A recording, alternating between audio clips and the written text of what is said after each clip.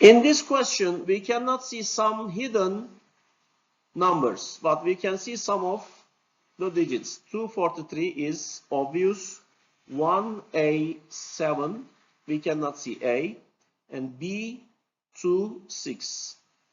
Total is 826. This means we are looking for sum of two hidden digits. A plus B is equal to question mark. Let's start. 3 plus 7, 10, plus 6, 16. It's okay. We have 1. 5 plus 2 is 7. This means A is 5. And total 12. And we have 1 here. 3 plus 1, 4. Plus 4 is equal to 8. This means our numbers are 243, 157, and 426. Totally 826. What is A plus B?